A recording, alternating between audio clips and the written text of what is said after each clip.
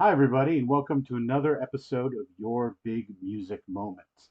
We're here today with Rachele Royale, and we're really excited to be here with her. We had a great show yesterday, and just really quickly, I'd like to give a shout out to our presenting sponsor, Crocs.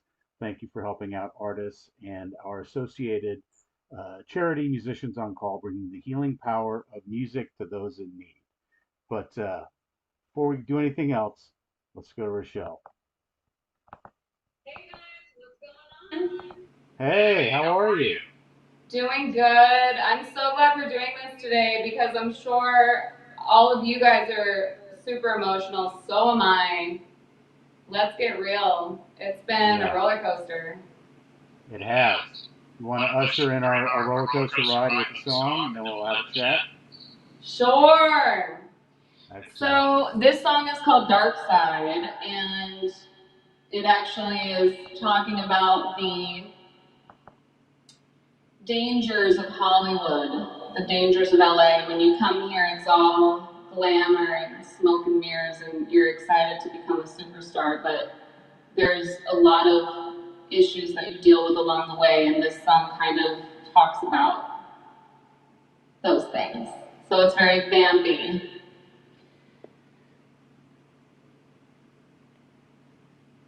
There's also a major delay for me, so if my timing is weird, I apologize. But let's do this.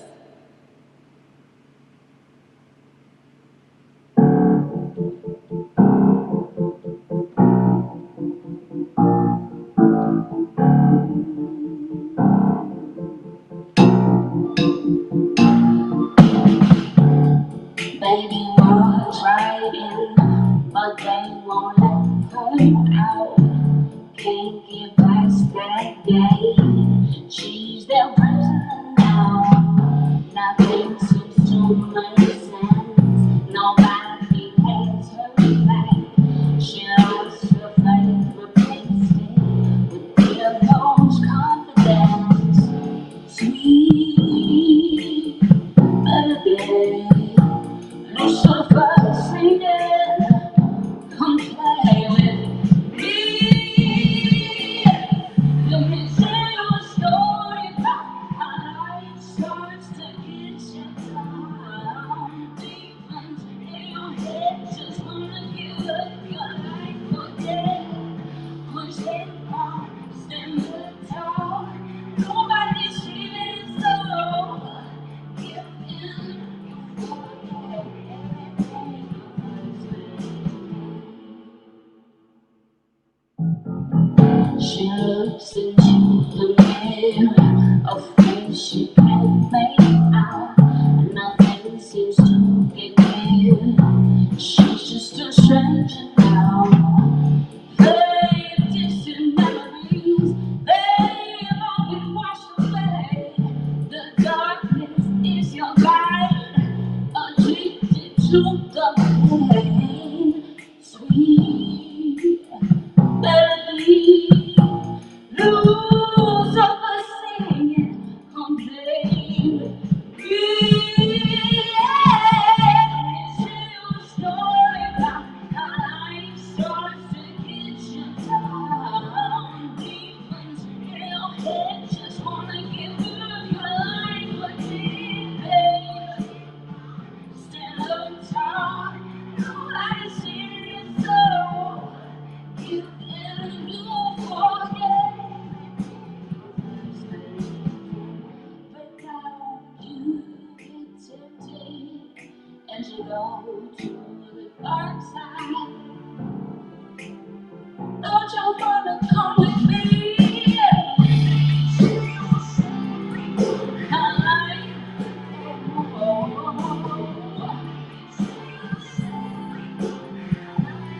nobody sees so. Stand up tall. But don't you get tempted and you go to the dark side.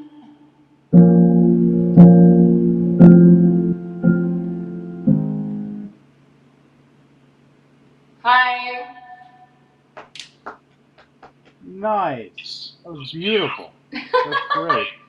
You tell there's a lot of emotion behind that one, and one of the things I really think from our earlier conversation, I would love to hear about your pathway here. I know some tragedy birthed some of your artistry, and then you've had quite a journey.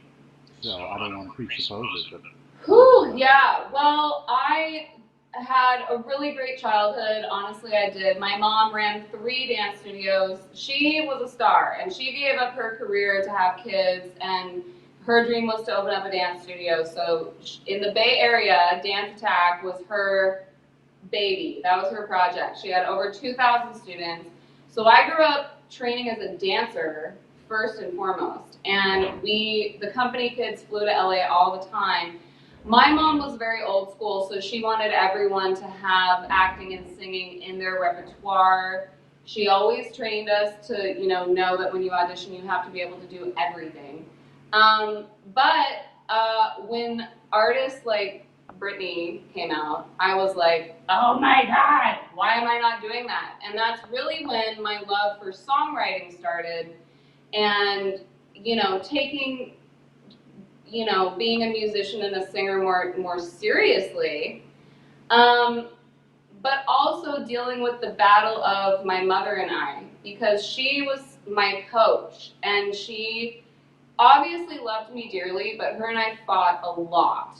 And she really wanted me to just be a dancer. So that was really difficult. And of course, when your parent doesn't want you to do something, it makes you want to do it even more. So senior year of high school, I was working for Radio Disney, got discovered, flew to Nashville, did my first EP, and when I flew back home, my mom had actually used one of my songs for her dance competition kids, and that was kind of her way of apologizing and saying, okay, fine, I'll be a part of this music thing that you want to do. Wow. So that was like, I was so relieved, maybe I'll have my mom support me through this journey. But we ended up, my brothers and I received a note from my mom a few years later, and she wrote us a note, and she took her own life. And I know that from the story I just told, it seems shocking and surprising, but let's be real. Most artists deal with severe depression. When you are an empath and you're a very loving person, which my mom was, she changed so many lives. She gave so much of herself. And she didn't grow up in the era of talking about it, of, celebrating Mental Health Awareness Month. She didn't grow up with the tools to deal with the torment and the pain that the industry had caused her, her family members, so many things that caused her to get to that place. So obviously, when you lose anybody to suicide, you don't even know if you're going to be able to get through it. I look back at how I was handling it the first year, the second year, and I wish I could rewind and take a moment to find mentors and more people to help me through that, because I was a mess. It was so not even real. It was so beyond painful. And music, thank God I had music, and thank God I was terrified of being homeless and not making it, it was almost like the terror is the thing that drove me to fight so hard to find success in the music industry. It was like, I can't lose my mom and lose my entire life. And it was almost as if she passed the torch on to me, and kind of through spirit really helped me continue on. I've had so many people say, like, I can't believe that you are so strong and able to be in the entertainment industry the way that you are. And I'm shocked too, because it's a very, very difficult industry. It's one of the roughest industries to be in. You're constantly being critiqued and pulled apart, and you don't know if you're worthy of being an artist, or you know why you're doing it, but then you ask yourself, why am I really doing this? It's so hard. But for me, it's my lifeline. If I'm not being creative and putting a music video together or a performance or in the studio recording, my spirit fades. I can't deal with normal life. I have to be creative in order to survive living on planet Earth. So I think that that is a huge, you know, ode or like shout out to how important entertainment is, especially for people who are struggling. Film, television, music, books, poetry, all of that stuff is speaks to our souls. So yeah. And I think that there's a huge, I'm glad you brought this up because there's a huge disconnect here. People don't realize how vulnerable artists are, how all those things that you're required to be vulnerable, and that very vulnerability is something that a lot of people in the business might use against you, and might use that to manipulate you. And I'm sure you can, do that. I mean, we see it with every single celebrity, but now it's like you see so many artists like Demi Lovato or BB Rexa, and they will publicly stand up and say, okay, you want to write a story about my addiction or my weight? I'm going to come back and write a song about it and have a #1 on the charts. And that's what's happening now, is people are taking a stand, and instead of the world being able to use it against you, it's kind of like, oh, really? Because we were already talking about it. Finding empowerment. Yes. Right. There's still a stigma, but like we have to continue on. I mean, we are. The movement is happening, not only for mental health, but like women, race, sex. I mean, we are breaking these barriers, even though it's still just awful. We are getting there. There's movement happening. You had some initial success, and you were lucky enough to collaborate with Mutt Lange, and tell me about your initial pathway there. So for all of the children out there who don't know who Mutt Lange is, he was married to Shania Twain. He produced AC/DC, Def Leppard. He is a rock legend, one of the biggest producers. Legendary producer. Yeah. And I was working with 2 American Idol artists at the time, Diana DeGarmo and Ace Young, and Ace was friends with Tony Nilsson, who was from Sweden. Tony flies out, does a bunch of songs with me, gets booked to go work with Mutt. Mutt hears the records, and he's like, I want to do the album. Crazy. What? Wow. So, yeah, that's how that happened. Very bizarre. And that record's out. When did that record come out? So, okay. The first single that came out is very explicit, and it was on the radio, playing 11 times a day. You can find that song on my SoundCloud, but because it's so overtly sexual, I wanted to keep it on the SoundCloud rather than having it continue to stay on all of the streaming platforms. That was just a personal decision for me. The song is called Shush. There's also another super pop record called Unscrew You, and there's another one called Are You Chicken? So those 3 are labeled in all caps, Mutt Lange, Tony Nilsson, on my SoundCloud. If you guys want to hear those, they're out there on my SoundCloud, just not on the main. That sounds very intriguing. I think everyone should go listen to those immediately. I was young, and I didn't really have a sense of like, maybe I shouldn't say this, maybe I shouldn't say that. I was just kind of like, yeah, let's just do it. Like, there wasn't really any boundaries. So. Well, I mean, a lot of great artists come from eliminating boundaries or ignoring them. Right. But the issue is with women empowerment, there are certain things I don't really want to say anymore. Got it. Yeah. So I can get kind of gray Right. area. That's interesting. That's, how everyone, in this era where we're trying to be more respectful, it requires a lot of rethinking from everybody, Yeah. including artists and performers. So I think people don't often put themselves in other positions. You know what? I just saw a tweet from Jimmy Fallon literally before you and I started talking, and he was apologizing for something he said in the year 2000 today. Right. Wow. So everyone, you get caught because people see what you Yeah. tweeted back in the day. Yeah. Yeah, I know the Beastie Boys expressed some regret over some of their way they expressed themselves in their earlier records as well.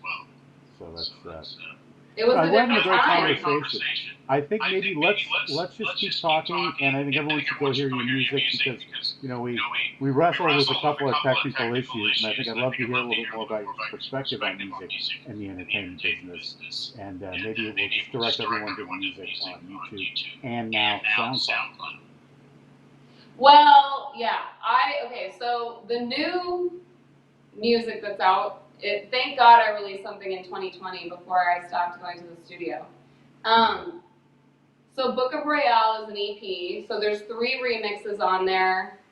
Super high energy, really fast BPM, and great for the gym. But I love these songs. It's like, just an ode to like the past. So it's Last Time, Let Down, and Cold World. And is Please Her is not part of that? No. So Book of Royale is a mini EP that I released in January on my birthday, January 11th. 3 remixes plus 2 bonus tracks, New Gods and Last Time. So Book of Royale, definitely add that to your Spotify playlist. And then the single that came after that was like March 7th. And that song's called Please Her. And there's actually exciting news happening with that song. I can't announce it yet, but it is with a bigger artist right now. So let's all pray that it gets re-released with that person, because that might help a lot. Perfect. But yeah, Please Her, I love. It's obviously the last thing we put out is always like our favorite record, but it definitely is my favorite so far. It's just super high energy. If I were hired to write for like J-Lo, Pitbull, like Gaga, like super high energy artists, like this would be a record for those people. It's just high energy, female positive. I love it. And how do you, and speaking of writing, what's your process like? Are you top line and then you collaborate, or do you? So, my dream is to just have a home studio with my favorite engineer producer and maybe like 2 best friends that I write with for the rest of my life. Like that's my ultimate dream. I want to have the same team for everything. I get that some people love writing sessions and they love working with like 4 or 5 different writers, and sometimes you're hired to and you are required to be in that room with all those people and get those songs written. But for me, I really just love to be with people that feel family oriented. Like I really love to feel excited and loved and like in a really like peaceful place when I'm in the studio. And for me, because I've been a solo act my whole life, it's really hard to just be a writer and be a hired writer to be in the room with like 4 or 5 other people. And that's like a huge confession, but it's true. I think some artists, like Billie Eilish and her brother, like that is a dream for me. To have that kind of situation where you're constantly working with somebody that completely just understands where you are and the direction that you're going. So it sounds like you want a rock band. No, my God, no. No, I don't want a band. I want 2 writers and 1 producer who are like my family Right. for the rest of my life. That is Mhm. what I'm gonna pray for until it happens. Well, we'll put that out into the universe. I am. And I think it's very important what you brought up, especially in this time, during this sequestration where all the things that everyone's done to kind of give themselves their own internal support structures, half of them you can't do because you can't leave your house. And so, is there any kind of final words about that, about losing your mom, and about what saw you through, and maybe how that applies now, doesn't apply now? Whew.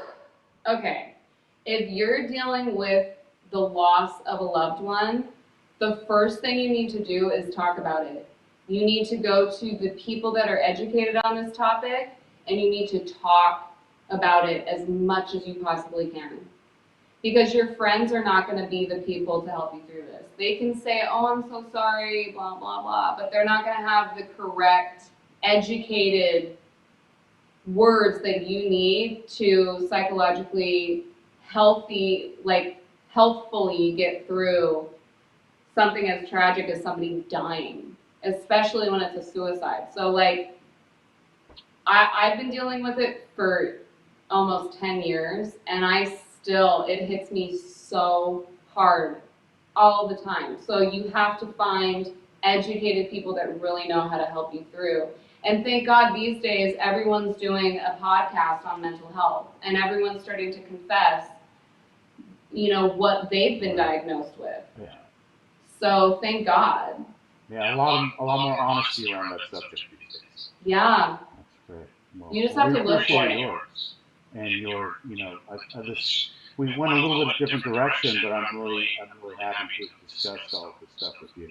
Thanks for being willing to open up. I think people will, or at least I am appreciative of that, and it does something positive to put that out in the world. So Yeah. thank you very much. And everyone go to SoundCloud and check out the Spotify. music there, and Spotify. Yeah. Right. So yeah, please search on Spotify. Now, is the EP on Spotify as well? Oh yeah.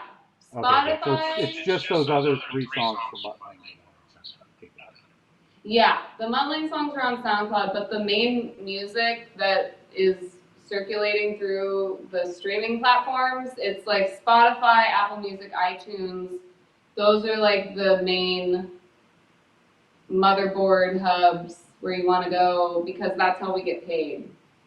Yes, and that's very important these days, and artists are definitely having a challenge with that. So, um, thank you very much for joining us, and we'll have you back again, and we'll get some stuff sorted out. Awesome. Great. Be well. Thank you. You too. Thank you, you guys. Bye.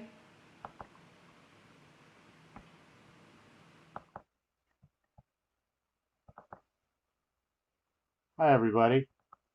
Thanks for joining us. That was a little bit of a different show, but I think it's important to discuss some of the issues that Rochelle brought up, and I think that her unique position as far as being involved with the machinations of this business, at that level is of a lot of interest. And so, thanks again to her. We've got a great show tomorrow with Cody Joe Hodges. We look forward to hearing from him. And thank you to Crocs for supporting music. And as we just talked about, Big Music is here to be a platform for artists. We're here to help artists find sponsorship. Crocs has stepped up to the plate. And a lot of other great brands have as well. So support your artists, and as always, live to listen. Thanks, everybody.